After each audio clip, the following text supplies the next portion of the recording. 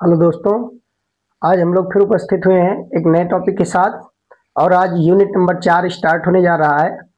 तो विद्युत चुंबकीय प्रेरण तथा प्रत्यावर्ती धाराएं, अब ये चौथा यूनिट आज से शुरू हो रहा है, जिसमें विद्युत चुंबकीय प्रेरण संबंधी बातों का आज हम अध्ययन करने वाले हैं।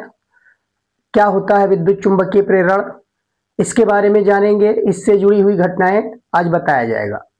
तो जैसा कि हम पीछे पढ़ चुके हैं, ऑर्स्टेड के प्रयोग में ऑर्स्टेड ने दिखाया था कि विद्युत धारा के द्वारा चुंबकीय गुण प्राप्त होता है। ऑर्स्टेड ने अपने प्रयोगों द्वारा यह सिद्ध किया था कि विद्युत धारा के द्वारा हम चुंबकीय गुण प्राप्त कर सकते हैं। यानी उन्होंने अपने प्रयोग में एक चालक तार में धारा प्रवाहित किया था और उसके समीप चुंबकीय सुई रखा था और उसमें विक्षेप देखा था, और इसी से उन्होंने निष्कर्ष निकाला था कि जब कोई चालक तार में धारा प्रवाहित की जाती है तो उसके चारों ओर चुंबकीय क्षेत्र उत्पन्न होता है। तो उसी प्रयोग के ठीक व्युत्क्रम परिणाम प्राप्त करने के लिए सन 1831 में फैराडे, जो कि इंग्लैंड के वैज्ञानिक थे, और एक थे अमेरिकी वैज्ञानिक जोसेफ हेनरी, इन्होंने अपना प्रयोग शुरू किया कि हम ऑर्स्टेड के द्वारा जो परिणाम मिला है उसके ठीक व्युत्क्रम परिणाम प्राप्त करने के लिए इन दोनों ने विचार किया कि अगर विद्युत धारा के द्वारा चुंबकीय गुण प्राप्त किया जा सकता है तो हम चुंबकीय गुणों के आधार पर विद्युत धारा क्यों नहीं प्राप्त कर सकते। इसी विचार के साथ उन्होंने अपना प्रयोग किया और यह अपने प्रयोगों द्वारा प्राप्त भी किया कि चुंबकीय गुण से भी विद्युत धारा प्राप्त होती है।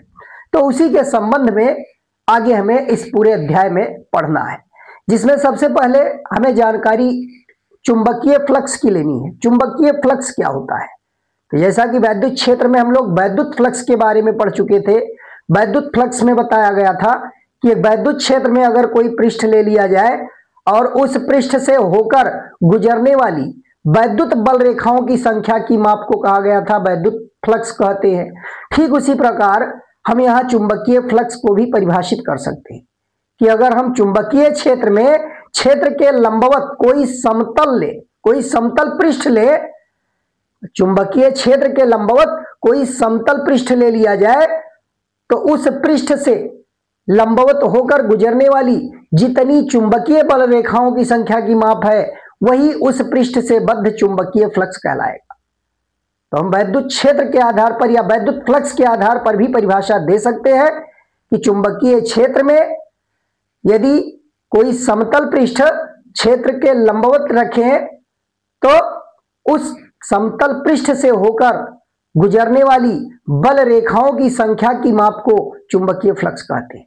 या हम इस रूप में भी परिभाषित कर सकते हैं कि यदि एक समान चुंबकीय क्षेत्र में कोई समतल पृष्ठ लिया जाए जिसका क्षेत्रफल वेक्टर ए हो और वह पृष्ठ उस चुंबकीय क्षेत्र के ठीक लंबवत हो, यानी क्षेत्रफल वेक्टर और चुंबकीय क्षेत्र वेक्टर एक ही दिशा में हो, इस प्रकार से अगर ले लिया जाए तो बी और ए का डॉट प्रोडक्ट स्केलर गुणन, यानी चुंबकीय क्षेत्र की तीव्रता बी और क्षेत्रफल सदिश ए का स्केलर गुणन चुंबकीय फ्लक्स कहलाएगा। उस पृष्ठ से बद्ध चुंबकीय फ्लक्स कहलाएगा।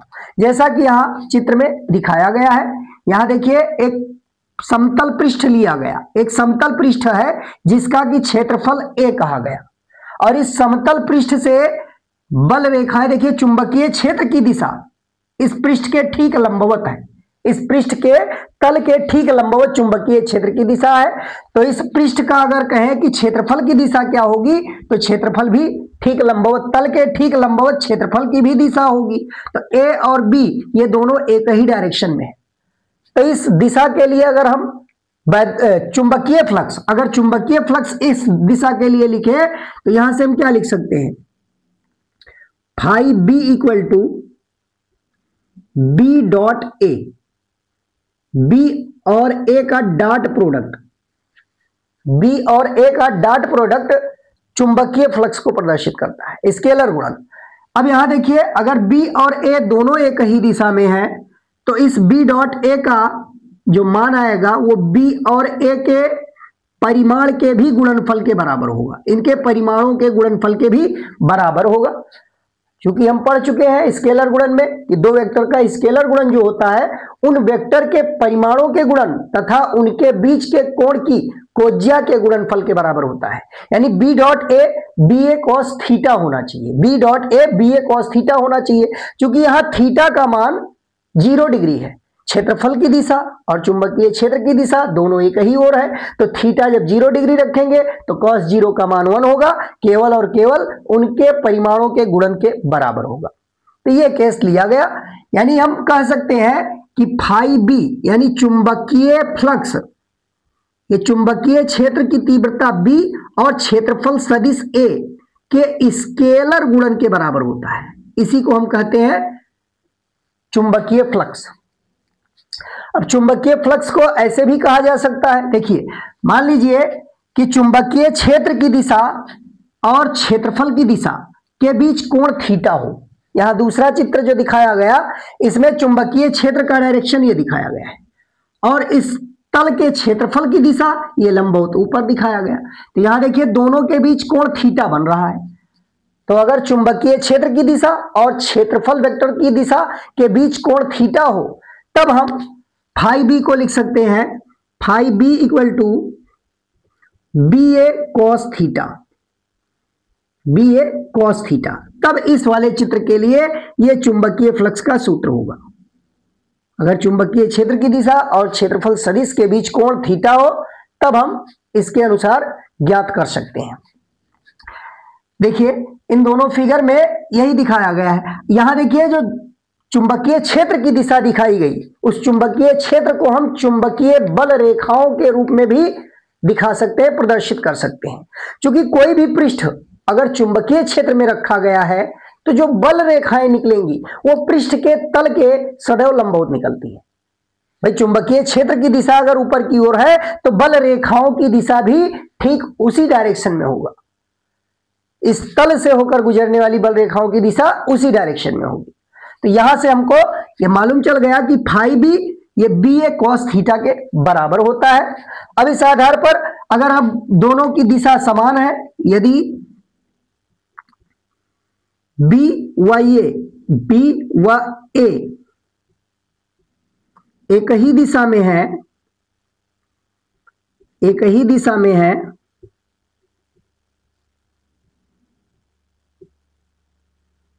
एक ही दिशा में हो तब फाई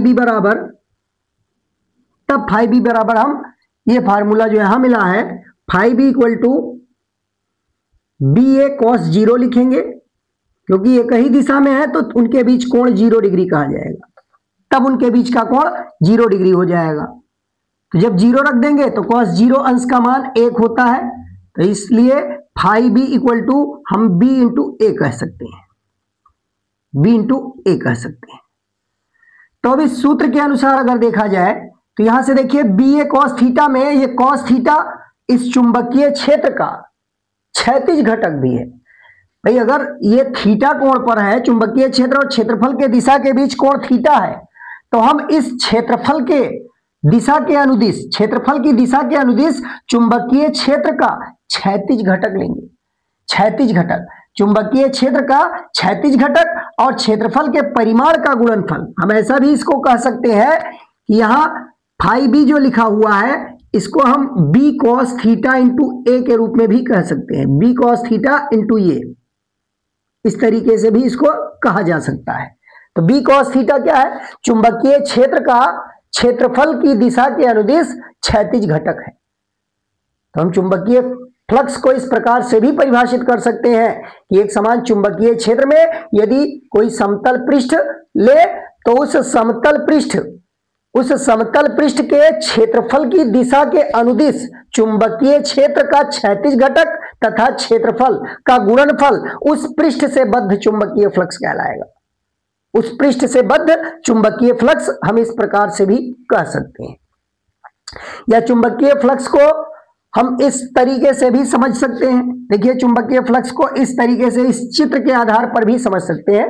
तो यहां देखिए चुंबकीय फ्लक्स का मान धनात्मक भी हो सकता है, ऋणात्मक भी हो सकता है और शून्य भी हो सकता है।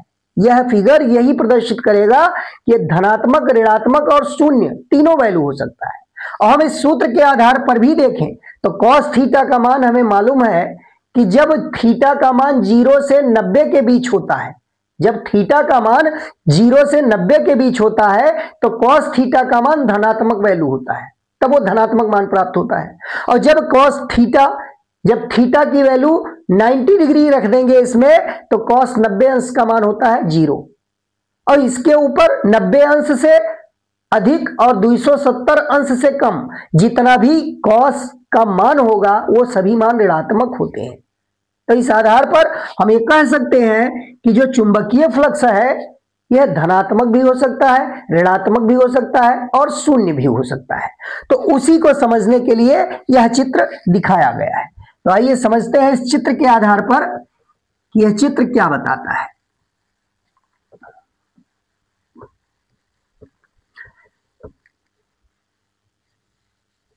तो यहां देखिए हमने एक समान चुंबकीय क्षेत्र B इस डायरेक्शन में लिया है, एक समान चुंबकीय क्षेत्र B की यह दिशा दिखाया गया है। तो एक समान चुंबकीय क्षेत्र अगर है तो इसी डायरेक्शन में बल रेखाएं भी जा रही होंगी, चुंबकीय बल रेखाओं की दिशा भी यही होगी। अगर इस एक समान चुंबकीय क्षेत्र में हम कोई बेलन को रख दें, तो देखिए बेलन रखा हुआ है, तो इस बेलन से फ्लक्स रेखाएं देखिए गुजर रही हैं, यहां से कुछ चुंबकीय बल रेखाएं इसमें से गुजर रही हैं और बाहर निकल रही हैं, जो इसमें प्रवेश कर रही हैं वो बल रेखाएं इससे बाहर भी निकल रही हैं। तो अब यहां देखिए इस पृष्ठ को, इसका जो इधर वाला तल दिखाई दे रहा है, इस तल को अगर x कहा जाए और इस तल को y कहा जाए तो इन दोनों तल से जो तल x में प्रवेश करने वाली बल रेखाएं हैं तो ये कितना फ्लक्स इस तल पर बद्ध किए हुए हैं। तो देखिए पृष्ठ x से बद्ध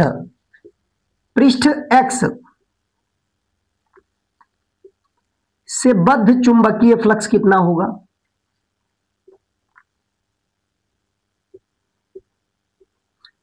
पृष्ठ x से बद्ध चुंबकीय फ्लक्स,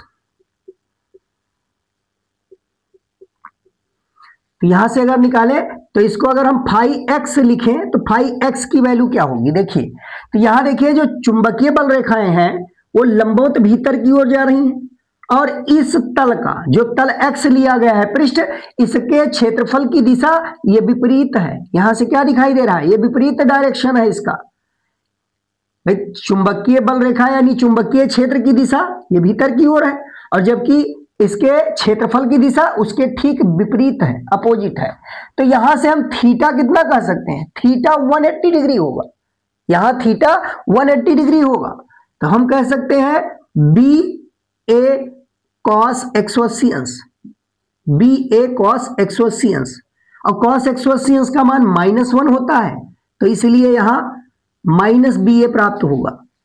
पृष्ठ x से बद्ध चुंबकीय फ्लक्स माइनस बी ए के बराबर होगा। अब यहां से देखिए दूसरे वाले पृष्ठ y से निकलने वाली ये पृष्ठ x से बद्ध फ्लक्स निकाला गया और इसमें पृष्ठ x में क्या है, चुंबकीय बल रेखाएं प्रवेश कर रही हैं। और दूसरा देखिए पृष्ठ y से बद्ध चुंबकीय फ्लक्स कितना है,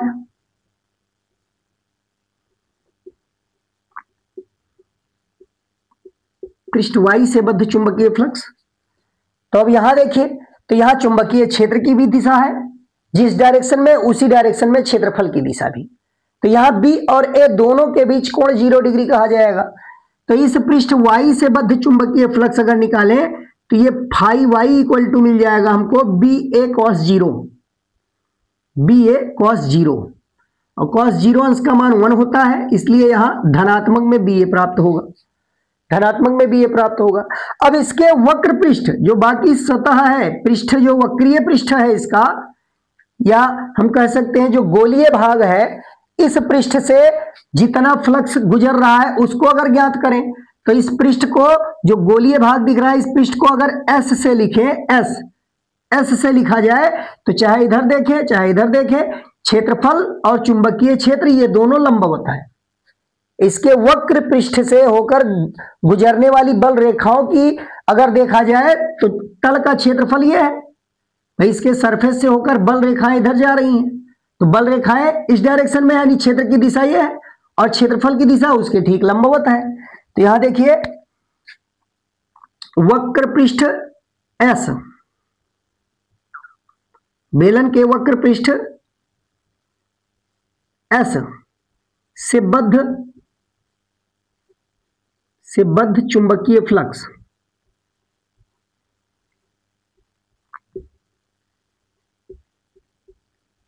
तो इस बेलन के वक्र पृष्ठ से बद्ध चुंबकीय फ्लक्स अगर निकालें तो हम इसको फाई एस अगर लिखें तो फाई एस बराबर बी ए कॉस 90 डिग्री लिखा जाएगा, और कॉस 90 का मान 0 होता है, इसलिए यहां फाई एस की वैल्यू हमको 0 प्राप्त हो जाएगी। तो ये तीन अलग अलग मान यहां से मिल रहे हैं कि अगर कोई बेलन एक समान चुंबकीय क्षेत्र में रखा गया है तो उस बेलन में प्रवेश करने वाली फ्लक्स रेखाएं जो होंगी, प्रवेश करने वाली फ्लक्स रेखाएं, हम चुंबकीय बल रेखाओं को फ्लक्स रेखाएं भी कह सकते हैं क्योंकि उन्हीं की संख्या चुंबकीय फ्लक्स को प्रदर्शित करती है, तो इसलिए इनको फ्लक्स रेखाएं भी कह सकते हैं। तो इसमें प्रवेश करने वाली जितनी फ्लक्स रेखाएं हैं उनकी वैल्यू देखिए ऋणात्मक लिखा गया। तो बेलन में या कोई भी बंद पृष्ठ लिया जाए तो उस बंद पृष्ठ को चुंबकीय क्षेत्र में अगर कल्पना किया जाए रखा है तो उस बंद पृष्ठ में प्रवेश करने वाली फ्लक्स रेखाएं ऋणात्मक ली जाती हैं और बंद पृष्ठ से बाहर निकलने वाली बल रेखाएं धनात्मक ली जाती हैं। तो उसका कारण यही है कि भाई जो प्रवेश कर रही हैं वो तल की दिशा के ठीक विपरीत प्रवेश कर रही हैं और जो बाहर निकल रही हैं वो तल की ही दिशा में बाहर निकलेंगी। तो इस आधार पर हम डायरेक्टली भी याद रख सकते हैं कि अगर कोई बंद पृष्ठ एक समान चुंबकीय क्षेत्र में रखा हुआ है तो उस बंद पृष्ठ में प्रवेश करने वाली फ्लक्स रेखाएं ऋणात्मक ली जाती हैं और उस बंद पृष्ठ से निकलने वाली फ्लक्स रेखाएं धनात्मक ली जाती हैं। तो उसका मुख्य कॉन्सेप्ट यही है, हम वैसे ही डायरेक्ट नहीं रटेंगे। यहां से देखिए एंगल के आधार पर ये ऋणात्मक और धनात्मक होती है और इसके वक्र पृष्ठ से कोई फ्लक्स रेखाएं नहीं गुजरती हैं, चुंबकीय फ्लक्स यहां शून्य प्राप्त हो रहा है क्योंकि यहां थीटा 90 डिग्री हो जाता है।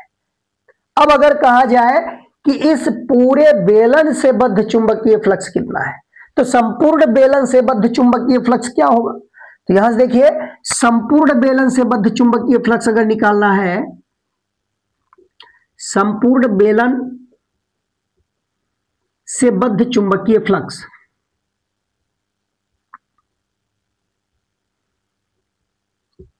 संपूर्ण बेलन से बद्ध चुंबकीय फ्लक्स तो ये कितना हो जाएगा। देखिए इसमें तीन तरह के हैं, एक पृष्ठ इधर है एक पृष्ठ इधर है, यानी एक x है एक y है और s इसके चारों ओर जो गोलीय पृष्ठ है उसको s लिखा गया है। तो इन सभी फ्लक्स को हम जोड़ देंगे, इन सभी फ्लक्स रेखाओं को जोड़ देंगे तो हमें पूरे बेलन से बद्ध चुंबकीय फ्लक्स प्राप्त होना चाहिए। तो अब यहां से देखिए फाई एक्स की वैल्यू माइनस बी आया है, माइनस बी, और फाई वाई की वैल्यू प्लस में बी आया है और फाई एस की वैल्यू 0 आया है। तो यहां बी ए प्लस माइनस ये भी कैंसिल हो गया और ये 0 पहले से है, यानी अगर कोई एक समान चुंबकीय क्षेत्र में कोई बंद पृष्ठ रखा हुआ है तो उस बंद पृष्ठ से बद्ध कुल चुंबकीय फ्लक्स शून्य होगा। यहां यह सिद्ध करता है कि कुल चुंबकीय फ्लक्स शून्य होगा क्योंकि जितनी बल रेखाएं उसमें प्रवेश करेंगी उतनी ही बल रेखाएं उससे बाहर निकलेंगी। हाँ, अगर यह कह दिया जाए कि प्रवेश करने वाली रेखाएं या बाहर निकलने वाली रेखाओं में अगर अंतर है तब तो वहां उससे बद्ध चुंबकीय फ्लक्स प्राप्त होगा। अगर अंतर नहीं है या फ्लक्स रेखाओं के बारे में नहीं बताया जा रहा है, सीधे कह दिया गया एक समान चुंबकीय क्षेत्र में कोई बंद पृष्ठ रखा है, तो ऐसे स्थिति में उससे बद्ध चुंबकीय फ्लक्स शून्य होगा। तो ये बातें समझ गए होंगे। उम्मीद करते हैं कि चुंबकीय फ्लक्स से संबंधित सारी जानकारी यहां से हमको प्राप्त हो गई।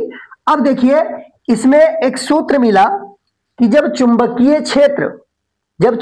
क्षेत्र की दिशा और क्षेत्रफल की दिशा ये समान होती है तब चुंबकीय फ्लक्स फाई बी ये बी और ए के बराबर होता है, बी और ए के गुणनफल के बराबर होता है।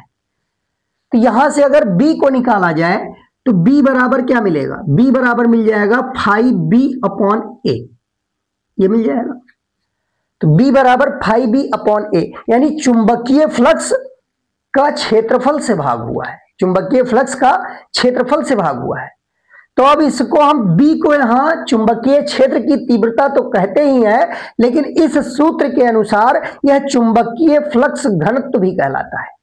इसको चुंबकीय फ्लक्स घनत्व भी कह सकते हैं। तो अब देखिए B क्या है, ये चुंबकीय फ्लक्स घनत्व को प्रदर्शित करता है, चुंबकीय फ्लक्स घनत्व।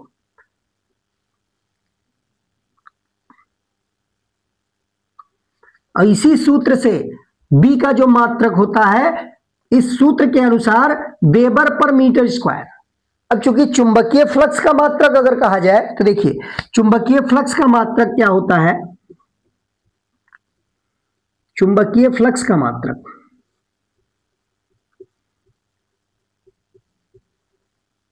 तो चुंबकीय फ्लक्स का मात्रक एसआई पद्धति में अगर कहें तो एसआई पद्धति में इसका मात्रक वेबर होता है। एसआई पद्धति में इसका मात्रक होता है वेबर, वेबर जिसको WB से प्रदर्शित करते हैं।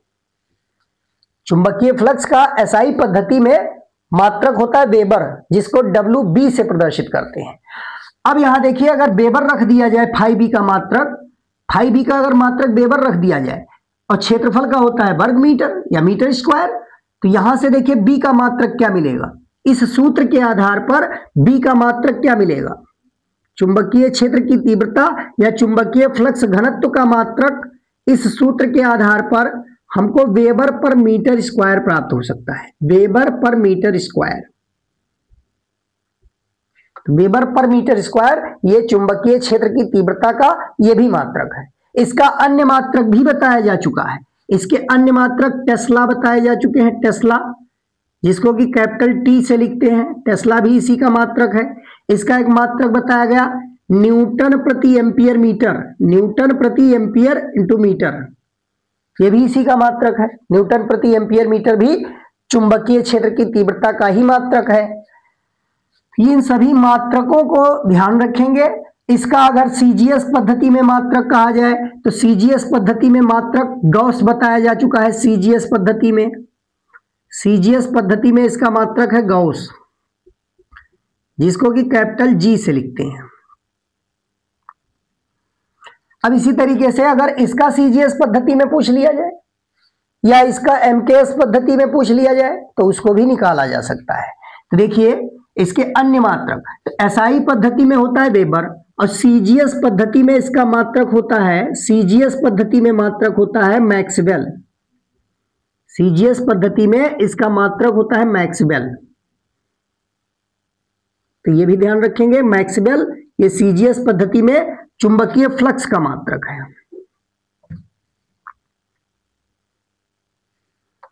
अब वेबर और चुंबकीय फ्लक्स के सीजीएस पद्धति के मात्रक में संबंध अगर कहा जाए तो एक वेबर जो होता है वो 10 का घात 8 मैक्सवेल के बराबर होता है। एक वेबर 10 का घात 8 मैक्सवेल के बराबर होता है। तो ये संबंध भी ध्यान रखेंगे, वेबर और मैक्सवेल में ये संबंध होता है। चुंबकीय फ्लक्स एक अदिश राशि होती है, चुंबकीय फ्लक्स जो है वो एक अदिश राशि है। चूंकि चुंबकीय फ्लक्स दो सदिश राशियों के डॉट प्रोडक्ट से मिलता है, B और A के अदिश गुणन से प्राप्त होता है। और हम जानते हैं कि अगर दो सदिश का अदिश गुणन हो रहा है तो निश्चित ही एक अदिश राशि प्राप्त होगी। तो दो सदिश राशियों का अगर स्केलर गुणन होने से कोई राशि मिल रहा है तो निश्चित रूप से वह राशि एक अदिश राशि होगी। तो यहां हम चुंबकीय फ्लक्स को कहेंगे कि चुंबकीय फ्लक्स एक अदिश राशि है। चुंबकीय फ्लक्स कौन सी राशि है? एक अदिश राशि है।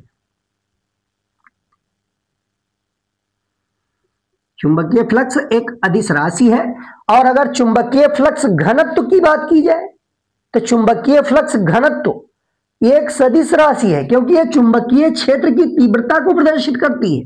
तो यह बात भी दोनों क्लियर, इसको अलग अलग समझ लीजिए कि चुंबकीय फ्लक्स अगर पूछा जाए तो चुंबकीय फ्लक्स एक अदिश राशि है, जबकि चुंबकीय फ्लक्स घनत्व एक सदिश राशि है, क्योंकि चुंबकीय फ्लक्स घनत्व ये चुंबकीय क्षेत्र की तीव्रता को ही कहा जाता है।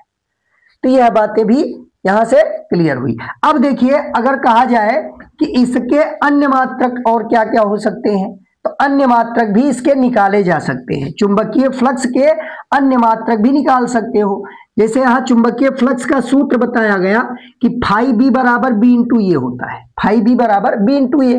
तो इस सूत्र के अनुसार अगर हम देखें तो फाई बी का मात्रक जो बी का मात्रक है, उन सभी मात्रकों को यहां अप्लाई करके हम चुंबकीय फ्लक्स के भिन्न भिन्न मात्रक निकाल सकते हैं। अब जैसे देखिए, अब वेबर तो यहां बताया ही गया है, वेबर निकालने की जरूरत नहीं, लेकिन हम टेस्ला अगर रख दे तो इसको टेस्ला इंटू मीटर स्क्वायर भी कहा जा सकता है। चुंबकीय फ्लक्स का मात्रक टेस्ला इंटू मीटर स्क्वायर भी कहा जा सकता है। या इस मात्रक को अगर प्रयुक्त कर ले तो यहां से देखिए न्यूटन प्रति एम्पियर मीटर अगर बी को रख दिया जाए, न्यूटन प्रति एम्पियर मीटर, ये बी की जगह पर रख दे, और क्षेत्रफल का मात्रक मीटर स्क्वायर होता है, तो एक मीटर से एक स्क्वायर कैंसिल करेंगे तो यहां देखिए इसी के समतुल्य ये मात्रक न्यूटन मीटर प्रति एम्पियर मिल जाएगा। तो न्यूटन मीटर प्रति एम्पियर अगर कहा जाए तो न्यूटन मीटर प्रति एम्पियर ये चुंबकीय फ्लक्स का मात्रक होता है, न्यूटन मीटर प्रति एम्पियर चुंबकीय फ्लक्स का मात्रक होता है, जबकि न्यूटन प्रति एम्पियर मीटर ये चुंबकीय क्षेत्र की तीव्रता का मात्रक होता है। तो इन मात्रकों को भी हम अच्छे से तैयार करेंगे। अब यहां देखिए newton into metre, newton into metre को हम जूल भी लिख सकते हैं, इसको जूल भी कहा जा सकता है। तो इस तरीके से भी अगर प्रश्न दिया हो जूल प्रति एम्पियर, तो जूल प्रति एम्पियर के रूप में अगर दिया है तो यह भी फाई बी का ही मात्रक कहा जाएगा। ऐसे प्रश्नों को सॉल्व कर सकते हैं जहां 4 ऑप्शन में से एक कोई भिन्न दे देगा और 3 इसी के मात्रक देगा। अब उसमें जूल प्रति एम्पियर भी दे सकता है, न्यूटन मीटर पर एम्पियर, या टेस्ला इंटू मीटर स्क्वायर, एक मात्रक कोई दूसरा उठा के देगा और कहेगा इसमें से कौन चुंबकीय फ्लक्स का मात्रक नहीं है। तो इसलिए इन सभी रूपों को हमें बदलना आना चाहिए कि हर रूप में बदल के चेक कर लें कि कौन इसका मात्रक हो सकता है, कौन नहीं हो सकता। अब देखिए मैक्सवेल इसका सीजीएस पद्धति का मात्रक हो गया। अगर हम कहें एमकेएस पद्धति में बताइए चुंबकीय फ्लक्स का एमकेएस पद्धति में मात्रक क्या होगा, तो चुंबकीय फ्लक्स का एमकेएस पद्धति में अगर निकालना है मात्रक, तब देखिए कैसे निकालेंगे। तो अब हम इस वाले फार्मूले को यूज करेंगे, न्यूटन मीटर प्रति एम्पियर, न्यूटन मीटर प्रति एम्पियर इसी का मात्रक है, न्यूटन मीटर प्रति एम्पियर। इसी से अब हम चेंज कर सकते हैं एमकेएस पद्धति में। तो देखिए न्यूटन मतलब बल का मात्रक, और बल का एमकेएस पद्धति में मात्रक अगर कहा जाए तो बल का एमकेएस पद्धति में मात्रक होता है किलोग्राम मीटर पर सेकंड स्क्वायर, किलोग्राम मीटर पर सेकंड स्क्वायर, ये न्यूटन को लिखा जा सकता है। और इंटू मीटर है तो मीटर से एक बार और मल्टीप्लाई करेंगे तो मीटर का स्क्वायर हो जाएगा, और नीचे है प्रति एम्पियर, यहां एम्पियर, एम्पियर को हम ए ही लिखा रहने देंगे। अब इसको ऊपर ले जाएं तो ये बदल जाएगा किलोग्राम मीटर स्क्वायर प्रति सेकंड स्क्वायर इंटू प्रति एम्पियर, ये लिखा जा सकता है। तो एमकेएसए पद्धति, जब वैद्युत धारा भी शामिल होता है तो ये एमकेएसए पद्धति कहा जाता है, लेकिन सामान्य बोलचाल में हम एमकेएस पद्धति ही कहेंगे। और अब इसका विमीय सूत्र अगर लिखा जाए, अगर फाई बी का विमीय सूत्र निकालना है तो हम इसी रूप में कन्वर्ट करके आसानी से निकाल सकते हैं। फाई बी का विमीय सूत्र,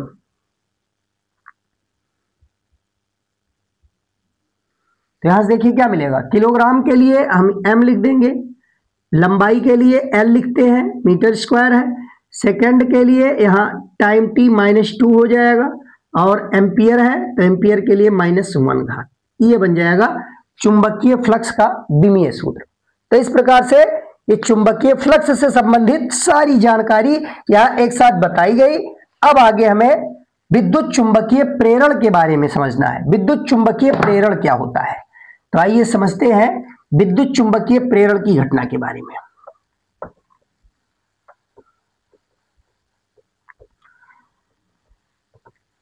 देखिए विद्युत चुंबकीय प्रेरण की घटना को अगर हम याद रखना चाहते हैं तो थोड़ा सा रोमांच हम उसके साथ जोड़ रहे हैं, तो ध्यान से सुने कि फैराडे एक बार प्रयोग कर रहे थे और फैराडे ये चाहते थे कि हम चुंबक के सहायता से विद्युत धारा प्रवाहित करें। तो उन्होंने एक ऐसा वैद्युत परिपथ जोड़ा कि जिसमें कोई स्रोत नहीं लगाया, बस सीधा एक बल्ब लगा के परिपथ चारों तरफ से बंद कर दिया और फिर उसके समीप चुंबक रखने लगे। छोटे चुंबक, बड़े चुंबक, अलग अलग प्रकार के कई चुंबक उसके समीप रखा और वो प्रयास कर रहे थे कि चुंबक रखने से वो बल्ब जले, यानी चुंबक के प्रभाव से उसमें धारा प्रवाहित हो। तो जब उसके बगल चुंबक रख रहे थे तो वहां बल्ब में कोई ग्रोथ देखने को नहीं मिला, बल्ब बिल्कुल नहीं जला। तो काफी प्रयासरत होने के बावजूद जब नहीं निष्कर्ष निकला तो गुस्से में वह चुंबक को फेंक दिए कि शायद अब ये बल्ब को नहीं जला सकता। तो वही चुंबक का टुकड़ा जब लुढ़कता हुआ उस परिपथ के बगल से गुजर रहा था, तब देखा कि अचानक से बल्ब जला और जैसे जैसे वो लुढ़कता हुआ आगे निकल गया वो बल्ब बुझ भी गया। फिर वो दौड़ पड़े, उठाया चुंबक का टुकड़ा और उस चुंबक के टुकड़े को उस कुंडली के समीप लेकर गए तेजी से लेकर गए तो फिर बल्ब जला, वापस खींचे फिर जला। तब उनके दिमाग में यह आया कि चुंबक रखने से विद्युत धारा का प्रवाह नहीं होगा, उसमें सापेक्षिक गति होना जरूरी है। तो इसी प्रयोग को उन्होंने कॉइल के आधार पर समझाया है। तो एक कॉइल के आधार पर, जो कि प्रयोग संख्या 1 में यह बताया जाएगा। तो उसके पहले हम विद्युत चुंबकीय प्रेरण के बारे में जाने कि आखिर क्या ऐसा होता है कि कोई चुंबक जब चल रहा होता है किसी कुंडली के समीप, तब उसमें क्यों विद्युत धारा प्रवाहित होती है, क्या उसमें परिवर्तन होता है। तो जब कभी किसी विद्युत परिपथ से बद्ध चुंबकीय फ्लक्स में परिवर्तन होता है। भाई, चुंबकीय फ्लक्स मतलब उससे होकर गुजरने वाली चुंबकीय बल रेखाओं की संख्या। कोई चुंबक अगर बगल से परिपथ से गुजरे तो निश्चित रूप से जब वह परिपथ के समीप आ रहा था तो उस परिपथ से अधिक बल रेखाएं गुजर रही थी। जैसे जैसे नजदीक आता गया बल रेखाओं की संख्या बढ़ रही थी और जब उस परिपथ से दूर होता गया तो उन बल रेखाओं की संख्या पुनः घटी। तो बल रेखाओं की संख्या में लगातार परिवर्तन हो रहा है। तो अगर बल रेखाओं की संख्या में परिवर्तन हो रहा है तो हम कहेंगे कि उस परिपथ से बद्ध चुंबकीय फ्लक्स में परिवर्तन हो रहा है। तो इसी आधार पर जब कभी किसी वैद्युत परिपथ के चुंबकीय फ्लक्स में परिवर्तन हो रहा होता है तो उस वैद्युत परिपथ में एक विद्युत वाहक बल उत्पन्न हो जाता है। यदि परिपथ बंद है तो उसमें एक विद्युत धारा प्रवाहित होने लगती है। इस प्रकार उत्पन्न विद्युत वाहक बल तथा प्रवाहित धारा को प्रेरित विद्युत वाहक बल तथा प्रेरित धारा कहा गया और इस घटना को विद्युत चुंबकीय प्रेरण कहा जाता है। तो यही विद्युत चुंबकीय प्रेरण की घटना है कि जब कभी किसी वैद्युत परिपथ से होकर गुजरने वाली चुंबकीय बल रेखाओं की संख्या में परिवर्तन हो रहा हो अथवा उससे बद्ध चुंबकीय फ्लक्स में परिवर्तन हो रहा हो, तब उस वैद्युत परिपथ में एक विद्युत वाहक बल उत्पन्न हो जाता है। यदि परिपथ बंद है तो उसमें एक धारा प्रवाहित होने लगती है। इस प्रकार उत्पन्न विद्युत वाहक बल तथा प्रवाहित धारा को प्रेरित विद्युत वाहक बल तथा प्रेरित धारा कहते हैं तथा इस घटना को विद्युत चुंबकीय प्रेरण कहते हैं। अब यह घटना तभी हो सकती है, यह घटना तभी संभव है जब तक उनके बीच सापेक्ष गति हो रही है। भाई, अगर चुंबक विरामावस्था में रख दिया जाए तब उसमें धारा प्रवाह भी रुक जाएगा। यानी प्रेरित धारा अथवा प्रेरित विद्युत वाहक बल का अस्तित्व तब तक ही है जब तक चुंबक या कुंडली दोनों में से कोई एक गतिमान न हो। सापेक्ष गति पर निर्भर करता है।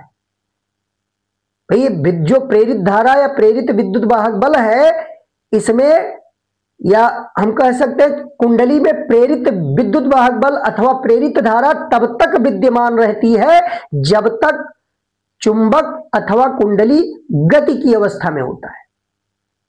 जैसे ही हम गति अवस्था रोक देंगे तो उसमें अस्तित्व प्रेरित धारा अथवा प्रेरित विद्युत वाहक बल का अस्तित्व पूर्णतः समाप्त हो जाएगा, तुरंत वो लुप्त हो जाएंगे। तो ये गति पर निर्भर करता है। अब परिवर्तन कैसे हो, चुंबकीय फ्लक्स में परिवर्तन कैसे किया जाए?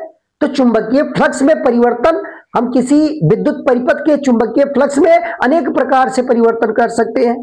अब अनेक प्रकार में, जैसे कोई वैद्युत परिपथ रखा है, उसके समीप हम कोई चुंबक के टुकड़े को लेकर आए तेजी से। भाई चुंबक के टुकड़े को अगर किसी वैद्युत परिपथ के समीप लाया जाए, तेजी से लेकर आए, तब भी वहां चुंबकीय फ्लक्स में परिवर्तन हो रहा है।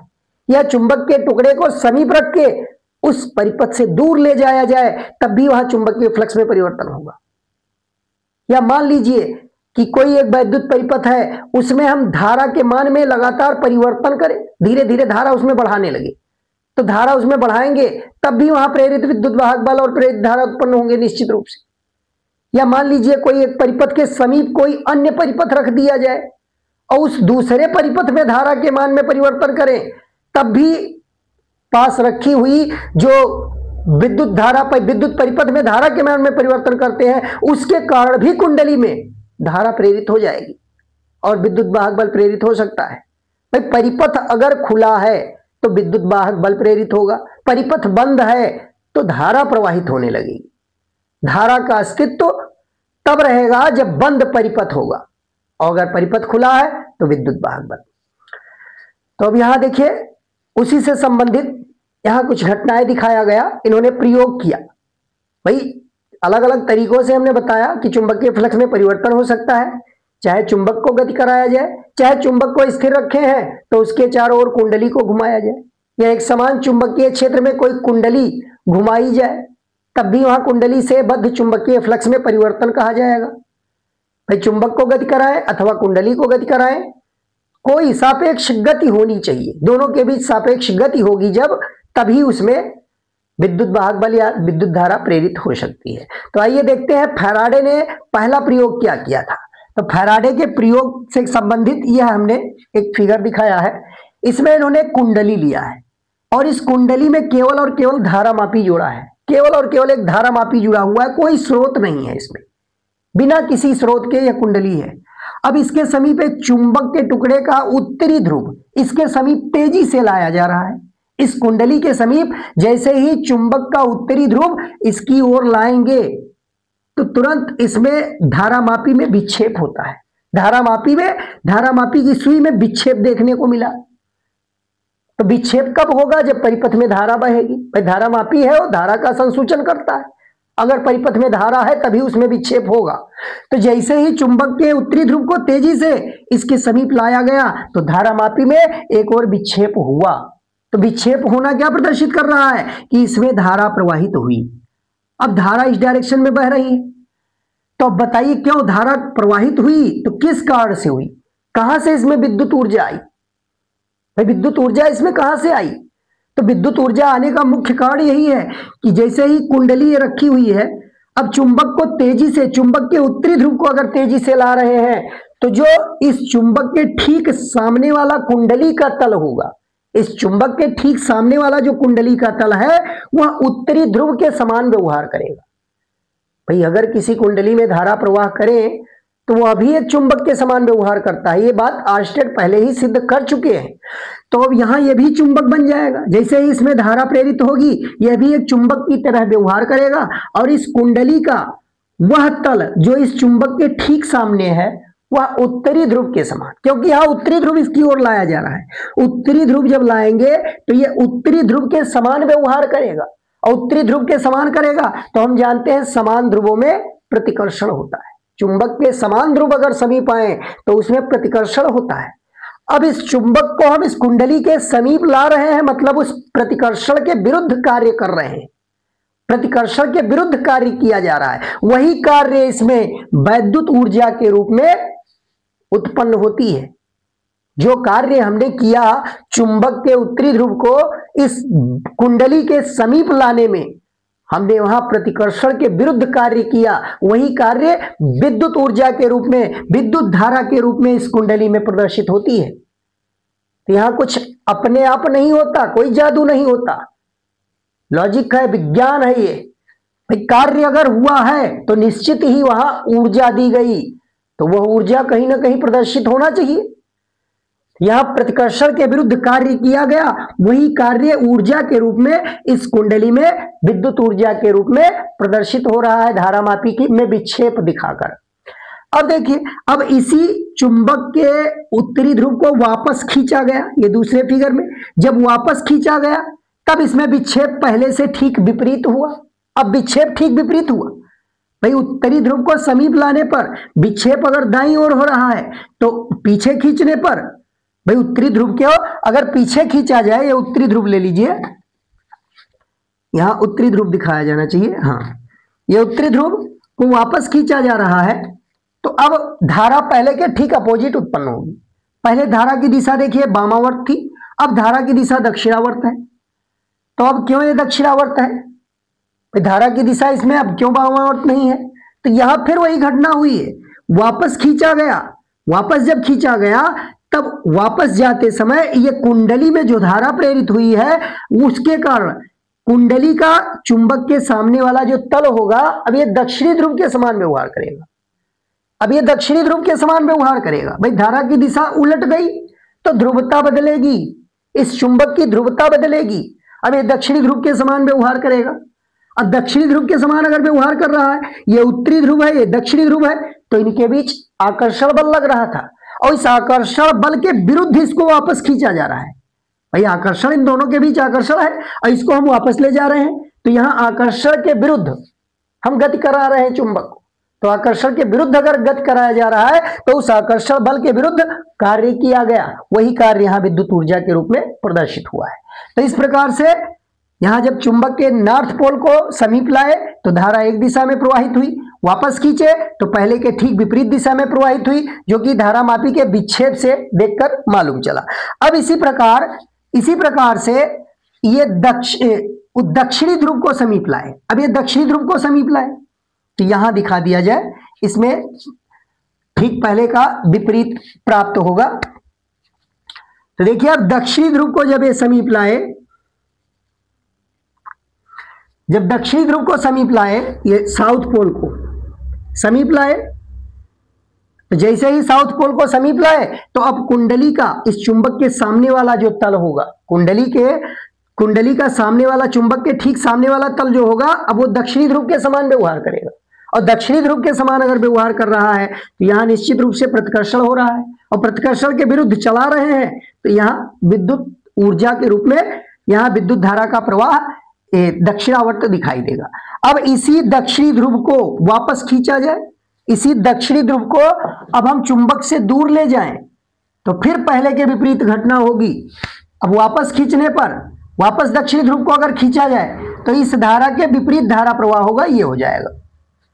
तो पहले जब उत्तरी ध्रुव को पास ला रहे थे तब धारा इसमें वामावर्त प्रवाहित हुई, विक्षेप दाईं ओर हुआ।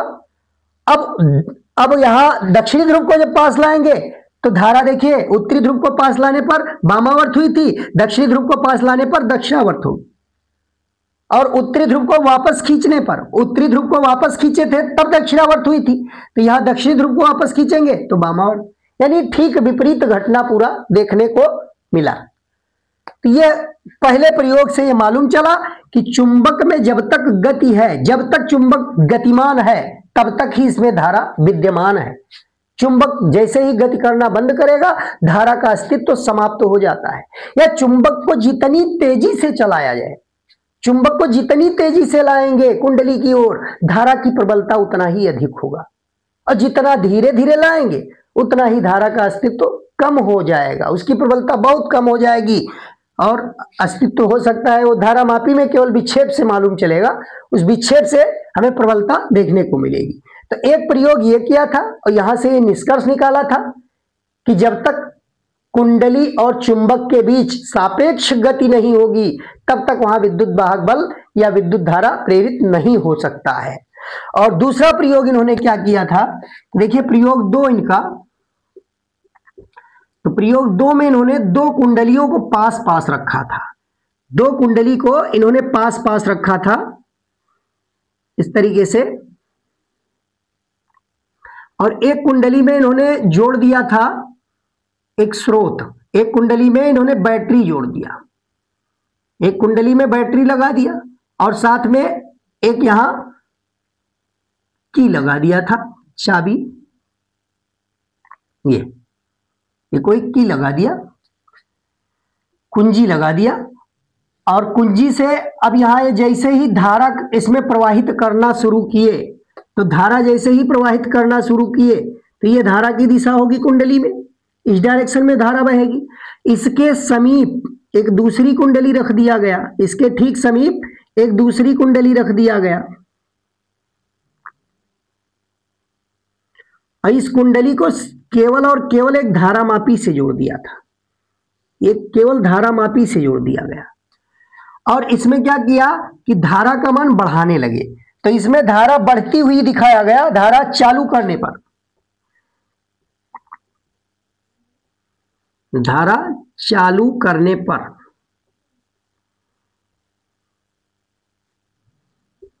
इसमें जैसे ही धारा चालू किया, इसमें प्रेरित धारा उत्पन्न हुई और धारामापी में विक्षेप दिखाई दिया। तो धारामापी में विक्षेप ये दाईं ओर होगा, जिस डायरेक्शन में ये मुख्य धारा थी उसके ठीक विपरीत दिशा में, उसके ठीक विपरीत दिशा में, यानी इस डायरेक्शन में इसमें धारा प्रेरित होगी, इस दिशा में धारा प्रेरित होगी, ये धारा इस डायरेक्शन में। तो जब धारा चालू करने पर प्रेरित धारा जो उत्पन्न हुई थी, प्रेरित धारा वो मुख्य धारा के ठीक विपरीत उत्पन्न हुई थी। और जब यही कुंजी को ऑफ कर रहे थे, भाई जब धारा चालू करने पर, जब इसमें परिपथ में धारा चालू किया, धारा जैसे ही बढ़ाया, शून्य से कुछ मान इसका बढ़ा, तो इसमें विपरीत दिशा में एक धारा प्रेरित हुई और इसमें विक्षेप हुआ दाईं ओर, ये धारामापी लगा हुआ है, धारामापी में दाईं ओर विक्षेप देखने को मिला। और ठीक इसी प्रकार अगर ये धारा को बंद करें, तो धारा जब बंद कर रहे थे, धारा बंद करने पर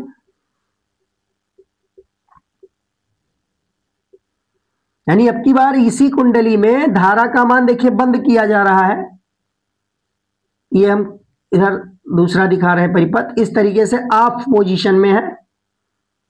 अब इसमें धारा नहीं प्रवाहित हो रही, यह धारा का मान हम कहेंगे घट रहा है,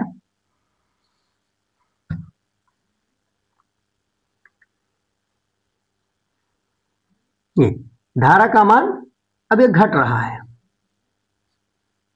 धारा इस डायरेक्शन में बह रही थी और जैसे ही ऑफ पोजीशन में गया तो अब धारा यहां घटने लगा, पहले जिस डायरेक्शन में बह रहा था उसमें धारा घटना शुरू किया। तो जब धारा घट रहा होता है तब इसमें जो प्रेरित धारा उत्पन्न होती है वो मुख्य धारा की दिशा में उत्पन्न होती है।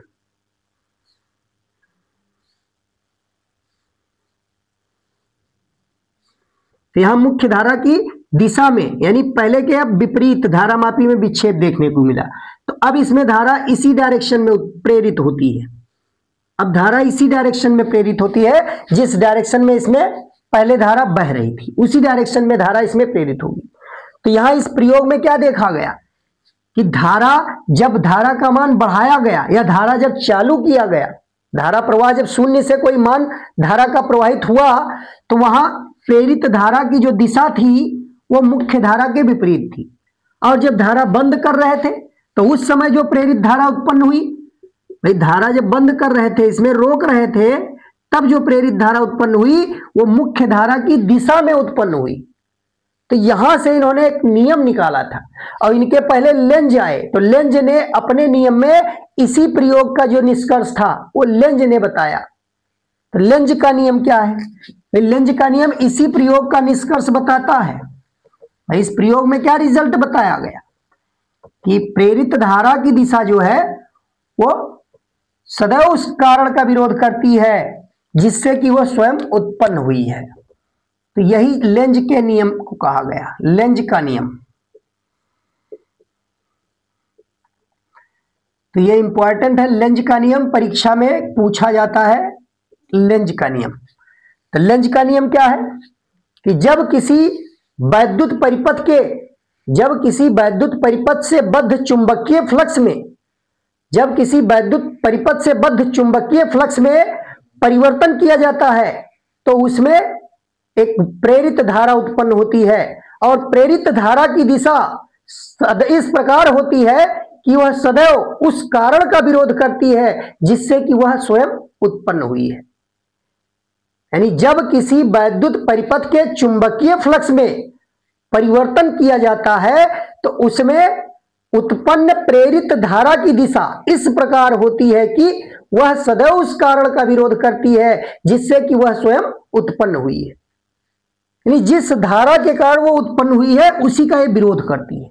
तो देखिए मुख्य धारा, इस धारा के बढ़ने के कारण ये उत्पन्न हुई है। धारा इसमें जब बढ़ाया गया, शून्य से कोई मान दिया गया या लगातार धारा का मान बढ़ाते जाएं तो इसमें प्रेरित धारा विपरीत दिशा में उत्पन्न होगी। विपरीत दिशा में उत्पन्न होके वो धारा के बढ़ने का विरोध करेगी। और जब धारा का मान घटाते जाए, एक मैक्सिमम मान से धीरे धीरे घटाया जाए, तब वो घटने का विरोध करेगी उसी डायरेक्शन में उत्पन्न होके। तब प्रेरित धारा मुख्य धारा की दिशा में उत्पन्न होके वो उसके घटने का विरोध करेगी। यानी विरोध दोनों सिचुएशन में विरोध मिलेगा। अब विरोध क्यों होता है इसको हम पहले जो बताया गया फिगर उस आधार पर हम समझ सकते हैं। जब चुंबक को सामने लाया जा रहा था तो कुंडली का जो सिरा था नॉर्थ पोल, अगर उत्तरी ध्रुव सामने लाए तो उत्तरी ध्रुव में, तो उससे इसको समझा जा सकता है। लेंज के नियम का व्याख्या हम उस पहले प्रयोग से समझ सकते हैं। वही चीजें पूरा, जिस प्रकार से कोई चुंबक का उत्तरी ध्रुव लाते थे कुंडली के समीप, तो कुंडली के सामने चुंबक के सामने वाला तल उत्तरी ध्रुव बनता था, तो प्रतिकर्षण होता था, प्रतिकर्षण के विरुद्ध कार्य किया गया, वही विद्युत ऊर्जा के रूप में संचित हुआ। वापस जब खींच रहे थे उत्तरी ध्रुव को तो दक्षिणी ध्रुव में बदल गया और आकर्षण के विरुद्ध कार्य हुआ। तो उसी व्याख्या के आधार पर हम ये समझ सकते हैं कि यहां ऊर्जा का केवल रूपांतरण हो रहा है, कार्य विद्युत ऊर्जा में बदल रहा है। तो अगर कहा जाए लेंज का नियम किस संरक्षण सिद्धांत पर आधारित है, तो लेंज का नियम ऊर्जा संरक्षण सिद्धांत पर आधारित है। इसमें ऊर्जा ना तो उत्पन्न होती है ना ही नष्ट होती है, बस केवल इसमें ऊर्जा का रूपांतरण होता है। जो आकर्षण अथवा प्रतिकर्षण बल के विरुद्ध कार्य हो रहा है वही कार्य कुंडली में विद्युत ऊर्जा के रूप में प्राप्त होता है। तो इस प्रकार ये ऊर्जा संरक्षण सिद्धांत पर आधारित है। तो लेंज का नियम इंपॉर्टेंट है, इसको तैयार रखिए, इससे निश्चित रूप से प्रश्न पूछे जाते हैं। तो आज का ये लेक्चर कैसा लगा आपको? अगर अच्छा लगा हो तो इस लेक्चर को, हमारे इस चैनल को जरूर एक बार शेयर करें दोस्तों के बीच में और सब्सक्राइब करें। और अब हम अगले दिन फैराडे के नियम, जो विद्युत चुंबकीय प्रेरण संबंधी फैराडे के नियम हैं, उसको लेकर आएंगे। और बस आज के लिए इतना ही। धन्यवाद।